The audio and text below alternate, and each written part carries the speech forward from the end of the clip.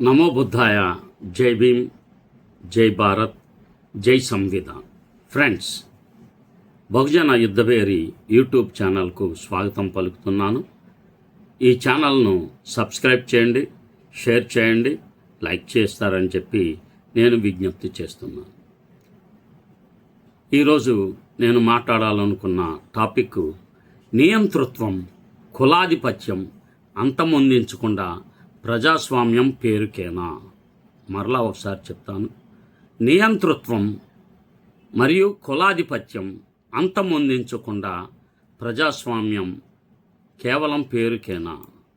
ప్రపంచం 21వ శతాబ్దంలోకి అడుగుపెట్టిన తరువాత ప్రజాస్వామ్యం, మానవ హక్కులు, స్వేచ్ఛ, సమానత్వం వంటి విలువలు ప్రపంచవ్యాప్తంగా విస్తరిస్తున్నాయని మనం తరచూ వింటున్నాం. కానీ అదే సమయంలో ఈ విలువలకు పూర్తి విరుద్ధంగా నిలిచిన నిరంకుశ నియంతృత్వ పాలనలు ఇంకా అనేక దేశాల్లో కొనసాగుతూ ఉండడం ప్రపంచ సమాజానికి ఒక పెద్ద విరుద్ధతగా మారింది. ప్రజాస్వామ్య దేశాలు తమను తాము స్వేచ్ఛకు రక్షకులుగా ప్రకటించుకున్నా కోట్లాది మంది ప్రజలు ఇంకా భయం, ఆకలి, హింస, మౌనం మధ్య జీవించాల్సి వస్తుంది. ఈ విరుద్ధతకు అత్యంత స్పష్టమైన ఉదాహరణ నార్త్ కొరియా. నార్త్ కొరియా అధికారికంగా Democratic People's Republic of Korea అని పిలువబడుతున్నా వాస్తవానికి అది ప్రజల చేతుల్లోని రాజ్యాంగం కాదు. ఒకే కుటుంబానికి చెందిన నిరంకుశ పాలకుల చేతిలోని దేశం. కిమ్ కుటుంబం 3 తరాలుగా అధికారాన్ని కొనసాగిస్తూ దేశాన్ని పూర్తిగా ఒక వ్యక్తి చిత్తానికి లోబడి ఉంచింది. కిమ్ జాంగ్ ఉన్ పాలనలో నార్త్ కొరియా ప్రపంచంలోనే అత్యంత కఠినమైన మానవ హక్కుల ఉల్లంఘనలు జరుగుతున్న దేశంగా గుర్తింపు పొందింది.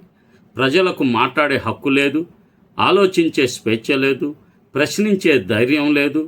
ప్రభుత్వం చెప్పిందే నిజం, పాలకుడే దేవుడు అన్నట్టుగా ప్రజల మేధస్సును చిన్ననాటి నుంచే మలచడం జరుగుతుంది. బయట ప్రపంచంతో సంబంధాలు పూర్తిగా తెంచివేయబడ్డాయి. స్వతంత్ర మీడియా లేదు. ఇంటర్నెట్ అనే మాట సాధారణంగా ప్రజలకు తెలియదు. విదేశీ వార్తలు వినడం, సినిమాలు చూడడం, పుస్తకాలు చదవడం నేరంగా పరిగణించబడుతుంది. పాలక వ్యవస్థను విమర్శించారన్న ఆరోపణతో ప్రజలను జైళ్లకు పంపడం, శ్రమ శిబిరాల్లో పడేయడం, చిత్రహింసలకు గురి చేయడం సాధారణ వ్యవహారంగా మారింది. కొన్నిసార్లు ఒక వ్యక్తి చేసిన తప్పుకు అతని కుటుంబాన్ని మొత్తాన్ని శిక్షించే విధానము అక్కడ ఉంది.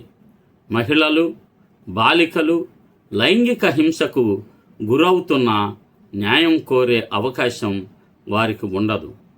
ఆహార కొరత, పోషకాహార లోపం వల్ల చిన్నపిల్లలు, వృద్ధులు తీవ్రంగా బాధపడుతున్నారు. కరోనా మహమ్మారి సమయంలో నార్త్ కొరియా తీసుకున్న కఠిన నిర్ణయాలు ప్రజల కష్టాలను మరింత పెంచాయి. సరిహద్దులు పూర్తిగా మూసివేయడంతో ఆహారం, మందులు అందక ప్రజలు మౌనంగా మరణించారు. కానీ ఈ బాధలన్నీ ప్రపంచానికి పూర్తిగా తెలియకుండా ఉండేలా పాలక వ్యవస్థ గోడలు కట్టింది.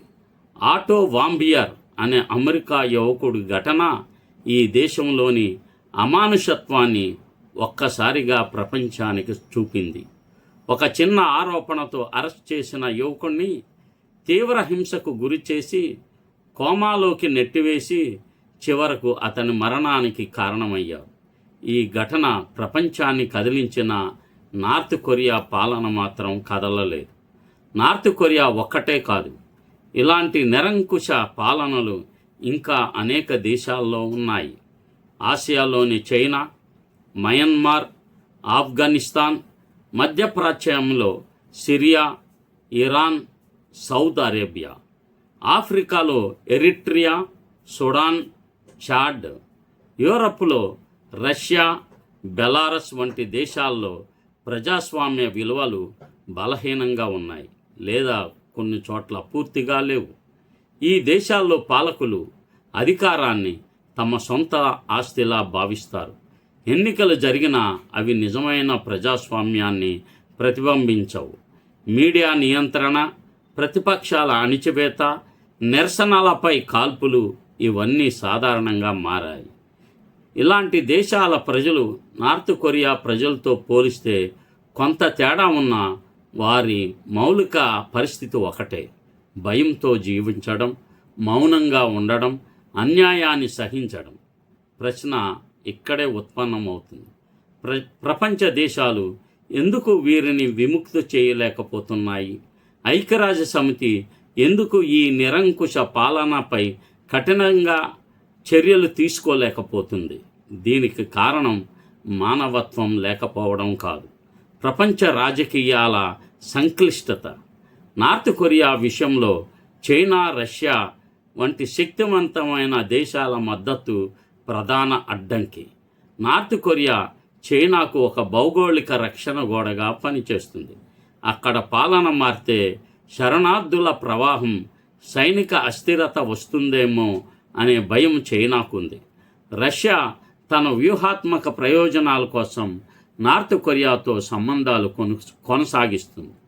పైగా నార్త్ కొరియా వద్ద ఉన్న అణు ఆయుధాలు యుద్ధాన్ని అత్యంత ప్రమాదకరంగా మారుస్తాయి. ఒక చిన్న తప్పు కూడా లక్షలాది మంది ప్రాణాలకు ముప్పుగా మారుతుంది. ఐక్యరాజ్య సమితి నార్త్ కొరియాపై ఆంక్షలు విధించింది, మానవ హక్కుల ఉల్లంఘనలను అధికారికంగా గుర్తించింది. కానీ భద్రతా మండలిలో ఉన్న వీటో అధికారం కారణంగా సైనిక జోక్యం సాధ్యం కావడం లేదు. అంతర్జాతీయ చట్టాల ప్రకారం ఒక దేశం లోపలి వ్యవహారాల్లో జోక్యం చేసుకోవడం కూడా పరిమితులతో కూడుకున్నది. అందువల్ల ఇది ఐక్యరాజ్య సమితి నిర్లక్ష్యం కాదు, రాజకీయ బలబలాల ఫలితం. ఈ మొత్తం పరిస్థితిని పరిశీలించినప్పుడు ఒక విషయం స్పష్టంగా కనిపిస్తుంది: నార్త్ కొరియా లాంటి దేశాలను విముక్తి చేయడం ఒక్క దేశం చేతిలో సాధ్యం కాదు. అదే విధంగా ఇది ప్రభుత్వాల బాధ్యత మాత్రమే కాదు, ప్రపంచ పౌరులుగా మన అందరి బాధ్యత. ఒక దేశంలో అన్యాయం జరిగితే అది వాళ్ళ సమస్య అని పక్కన పెట్టడం మానవత్వానికి విరుద్ధం. స్వేచ్ఛ, సమానత్వం, సౌభ్రాతృత్వం అన్నవి కేవలం నినాదాలుగా కాకుండా ప్రపంచవ్యాప్తంగా ఆచరణలోకి రావాలి. మార్పు ఆయుధాల ద్వారా కాకుండా నిజాల ప్రచారం ద్వారా, బాధితుల గొంతుకకు వేదిక కల్పించడం ద్వారా, స్వతంత్ర సమాచార ప్రవాహం ద్వారా రావాలి. చరిత్ర చెబుతుంది, ఎంత కఠినమైన నిరంకుశ పాలన అయినా శాశ్వతం కాదు అని. ఒకరోజు అవి కూలతాయి. కానీ ఆ రోజు త్వరగా రావాలంటే ప్రపంచ సమాజం మౌనాన్ని విడిచిపెట్టాలి. నార్త్ కొరియా మనకు ఒక హెచ్చరిక మాత్రమే కాదు, ఒక బాధ్యత కూడా. ప్రపంచంలో ఎక్కడైనా మనిషి గౌరవం తొక్కబడితే స్పందించాల్సిన బాధ్యత ఉంది. స్వేచ్ఛ, సమానత్వం, సౌభ్రాతృత్వం ప్రతి మనిషికి అందాలనే నమ్మకాన్ని నిలబెట్టాల్సిన బాధ్యత మనపై ఉంది.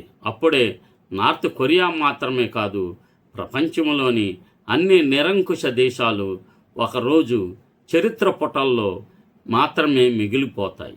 మీ విజ్ఞప్తిని పూర్తిగా గౌరవిస్తూ, మీరు ఎటువంటి పరిస్థితుల్లో నియంతృత్వాన్ని వ్యతిరేకించాలని మీకు విజ్ఞప్తి చేస్తున్నాను. ఇప్పటి వరకు చర్చించిన ప్రపంచ నిరంకుశ దృశ్యానికి భారతదేశ పరిస్థితిని సహజంగా కలిపి ఏ అంశాన్ని తగ్గించకుండా మనం కూడా మాట్లాడుకోవాలి.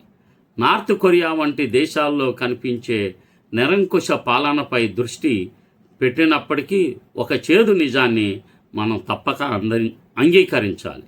నిరంకుశత్వం అంటే కేవలం సైనిక నియంత్రణ రూపంలోనే కాదు, అది సామాజిక, కుల ఆధిపత్య రూపంలో కూడా ప్రజల జీవితాలను నియంత్రించగలదు.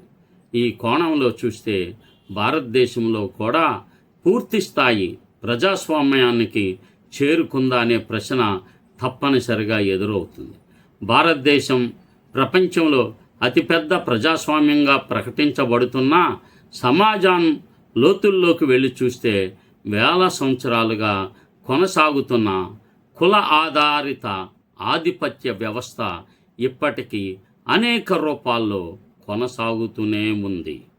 రాజకీయంగా ఓటు హక్కు ఉన్నా సామాజికంగా, ఆర్థికంగా, సాంస్కృతికంగా నిజమైన స్వేచ్ఛ అందరికీ సమానంగా ఉందా అనే సందేహం తలెత్తుతుంది.